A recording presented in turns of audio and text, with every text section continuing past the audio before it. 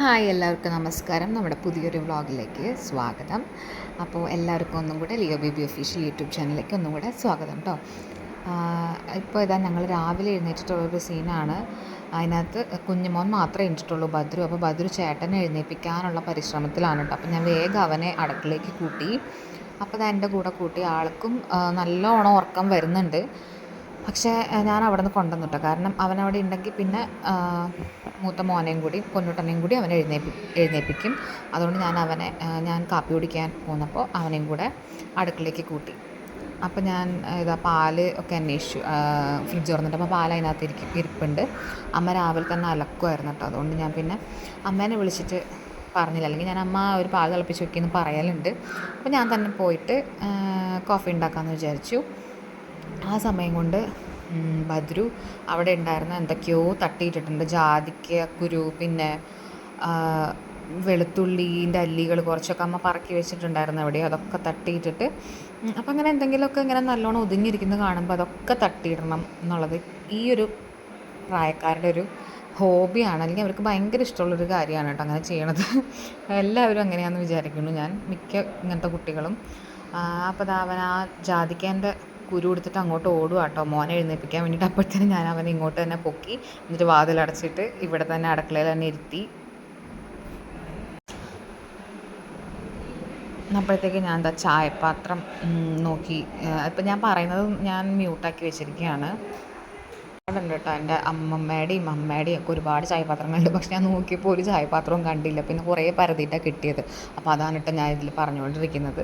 അപ്പോൾ നമുക്ക് കോഫി ഉണ്ടാക്കാം. പിന്നെ പാലൊഴിച്ചു. പാൽ ഞാൻ സെപ്പറേറ്റ് തിളപ്പിക്കും. അതിന് ശേഷം ഞാൻ പേളി മാണീൻ്റെ ഒരു റെസിപ്പി, അതായത് കോഫി ഉണ്ടാക്കുന്ന ഒരു വീഡിയോ ഞാൻ കണ്ടു. അതിലാണ് ഞാൻ ഇങ്ങനെ ഉണ്ടാക്കാൻ തുടങ്ങിയത് കേട്ടോ.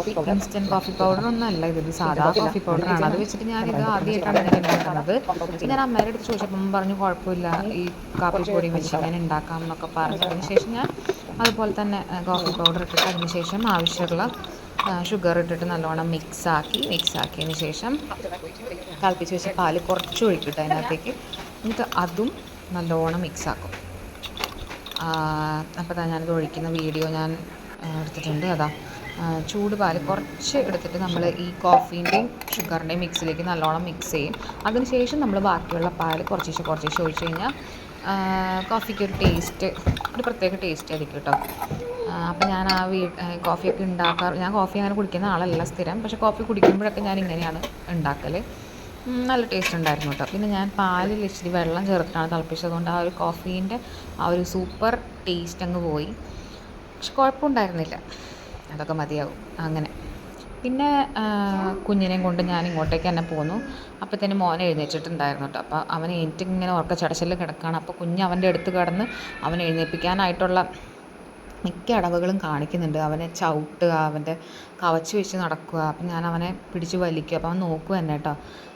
അപ്പോൾ അവൻ ഉറങ്ങുന്നതേ ഇവന് ഇഷ്ടമല്ല, എപ്പോഴും ഇവൻ്റെ കൂടെ കളിച്ചുകൊണ്ടിരിക്കണം. കൊച്ചിനെ ചവിട്ടൊക്കെ ചെയ്യുന്നു. അപ്പോൾ ഞാൻ പെട്ടെന്ന് രണ്ടാളും എഴുന്നേൽപ്പിച്ച് ഇങ്ങോട്ടേക്ക് എടുത്തു. അപ്പോൾ അതിനുശേഷം ഞാൻ നോക്കിയപ്പോൾ എൻ്റെ ഹസ്ബൻഡ് ആൾ മീൻ ഇവിടെ വന്നു കഴിഞ്ഞാൽ, എൻ്റെ വീട്ടിൽ വന്നു കഴിഞ്ഞാൽ ആൾ മീൻ പിടിക്കാൻ പോലുണ്ട് കേട്ടോ. അവിടെ നിന്നും പോലുണ്ട്. ഇപ്രാവശ്യം എനിക്ക് വലിയ മീനെ വേണം, വലിയ മീനെ കിട്ടുന്നവരെ ഞാൻ പോയി ചൂണ്ടയിടുന്നൊക്കെ പറഞ്ഞിട്ട് അങ്ങനെ രാവിലെ തന്നെ വലിയ മീനെ കിട്ടിയിട്ടുണ്ട്. വാളയാണ്. അപ്പോൾ ഇതൊക്കെ കണ്ടിട്ട് പിള്ളേർ ഭയങ്കര എക്സൈറ്റഡ് ആയിരുന്നു. പിള്ളേർ ഹായ് എന്നും പറഞ്ഞ് പിന്നാലെ പോവായിരുന്നു കേട്ടോ മീൻ പിടിക്കാൻ വേണ്ടിയിട്ട്. അവർക്ക് അങ്ങനെ പേടിയൊന്നുമില്ല. അവർക്ക് അതിങ്ങനെ പിടിച്ച് കളിക്കാനൊക്കെ ഭയങ്കര ഇഷ്ടമാണ്. രണ്ടാളും അച്ചയുടെ പിന്നാലെ തന്നെ പോയിട്ട് മീൻ ഹായ് എന്ന് പറഞ്ഞിട്ടാണ് അച്ചയുടെ ചുറ്റും തന്നെ നിൽക്കുന്നത് കേട്ടോ. മീനിൻ്റെ അടുത്തേക്ക് പൂച്ച നടന്നു വരുന്ന പോലെയാണ് രണ്ടാളും അച്ചയുടെ അടുത്തേക്ക് പോയിരുന്നത്. പിന്നെ അച്ചമ്മയ്ക്ക് അവിയേട്ടൻ കാണിച്ചു കൊടുക്കുക കേട്ടോ. അച്ചമ്മ എനിക്ക് മീനെ കിട്ടി എന്നൊക്കെ പറഞ്ഞിട്ട് കാണിച്ചു കൊടുക്കുന്ന സീനാണിത്. അപ്പോൾ ഓ മിടുക്കം മോനെ, നീ ഇതിനെ സമ്മതിച്ചെന്നൊക്കെയാണ് അച്ചമ്മ പറയുന്നത്. അതിനുശേഷം ഞാൻ മീനെ എടുത്തിട്ട് അവിയേട്ട ഒരു ഫോട്ടോ ഒക്കെ എടുക്കുന്നൊക്കെ പറഞ്ഞ് ഞാൻ കുറേ ഫോട്ടോസൊക്കെ എടുത്ത് അതിനുശേഷം അവർ മീൻ ആര് കട്ട് ചെയ്യും എന്നുള്ള ആലോചനയിലാണ്. അപ്പോൾ അച്ഛൻ പറഞ്ഞു ഞാൻ കട്ട് ചെയ്തോളാം മീനെ എന്നൊക്കെ പറഞ്ഞ് അങ്ങനെ അച്ഛനെ മീനെ കട്ട് ചെയ്ത് നല്ല സെറ്റപ്പാക്കി അമ്മയ്ക്ക് കൊടുക്കുന്നുണ്ടായിരുന്നു. അപ്പോൾ അതിൻ്റെ ഇടയിൽ നമ്മൾ അങ്ങോട്ട് പോന്നു. പിന്നെ ഞങ്ങൾ കിടക്കുന്ന സ്ഥലമൊക്കെ മടക്കി വയ്ക്കാമെന്ന് ഓർത്തു, പായൊക്കെ. അപ്പോൾ ഞാൻ പിള്ളേരെയും കൊണ്ട് ഇങ്ങോട്ട് പോന്നേക്കുക. അപ്പോൾ പിള്ളേരാണെങ്കിൽ അതിനുശേഷം ഞാൻ മടക്കി വയ്ക്കുന്ന സീനാട്ടോ ഈ കാണുന്നത്. എൻ്റെ ട്രൈപോഡില്ലാത്തതുകൊണ്ട് ഞാൻ ജനലമ്മയ്ക്കാണ് ഫോൺ വെച്ചിരിക്കുന്നത്. അപ്പോൾ അതിൻ്റേതായിട്ടുള്ള കുറച്ച് പ്രശ്നങ്ങളൊക്കെ കാണും. ഇപ്പോൾ ഇവന്മാരെ വെച്ച് തുണി മടക്കി വയ്ക്കാനൊക്കെ ഭയങ്കര ബുദ്ധിമുട്ടാട്ടോ. എന്ത് സാധനം മടക്കി വെച്ചാൽ അത് നമുക്ക് ഇരിക്കലും വലിക്കലും പിടിക്കലൊക്കെയാണ്. എന്നാൽ എങ്ങനെയൊക്കെയോ ഞാൻ തുണികൾ മടക്കി വെച്ചുകൊണ്ടിരിക്കുന്ന സീനാണ് കാണുന്നത്.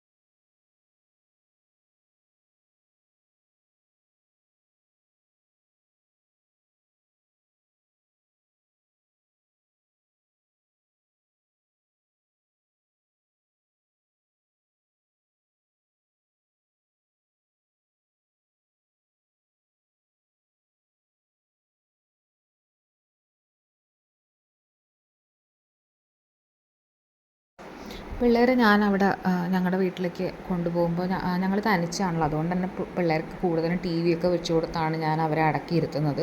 പക്ഷേ ഇപ്പം ഞാൻ ടി വി കുറച്ച് ദിവസത്തേക്ക് ഫുള്ളായിട്ട് നിർത്തിയിട്ടോ. അത് കഴിഞ്ഞിട്ട് അവരെ ഓരോ ആക്ടിവിറ്റീസ് ചെയ്യിപ്പിച്ചുകൊണ്ടിരിക്കുകയാണ് ഞാൻ. മോന് വർത്താനം തീരെ കുറവാണ്.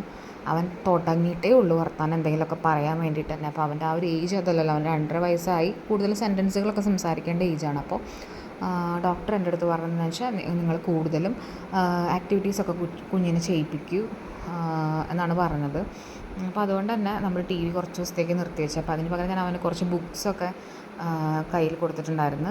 അപ്പോൾ അവനതൊക്കെ തുറന്ന് മറിച്ച് നോക്കി ഓരോ പിക്ചേഴ്സൊക്കെ നോക്കി എന്തൊക്കെയോ അവൻ്റെ ഭാഷയിൽ എന്തൊക്കെയോ പറഞ്ഞിങ്ങനെ കളിക്കാനുണ്ട്. പിന്നെ ബോൾ കളിക്കലും അങ്ങനെ മക്കൾ രണ്ടാളും ഇങ്ങനെ ആക്റ്റീവായിട്ടിരിക്കുമ്പോൾ ആണ് നമുക്കായാലും ഒരു സന്തോഷം. അപ്പോൾ നമ്മൾ കുറച്ച് സമയം അവരുടെ കൂടെ ഇരുന്ന് കളിക്കുകയും നമ്മുടെ കുറച്ച് സമയം മാറ്റി വയ്ക്കുകയും ചെയ്യണം. അതിപ്പോൾ ഞാൻ എൻ്റെ വീട്ടിലുള്ളപ്പോഴാണല്ലോ എനിക്ക് നടക്കുകയുള്ളൂ. അപ്പോൾ അങ്ങനെ ആണ് ഇപ്പോൾ അവരെ ഞാൻ ട്രെയിൻ ചെയ്തുകൊണ്ടിരിക്കുന്നത്. അതുപോലെ തന്നെ അതേ കുഞ്ഞിന് ഞങ്ങൾ അമൃതം പൊടി ആട്ടോ കൊടുക്കുക. 2 ആൾക്കും അമൃതം പൊടിയാണ് ബ്രേക്ക്ഫാസ്റ്റായിട്ട് കൊടുക്കാറ്. പിന്നെ രാവിലെ നമ്മൾ ഉണ്ടാക്കുന്ന എന്തെങ്കിലും ബ്രേക്ക്ഫാസ്റ്റ് നമുക്ക് വൈകുന്നേരം സ്നാക്കായിട്ടും കൊടുക്കാമല്ലോ.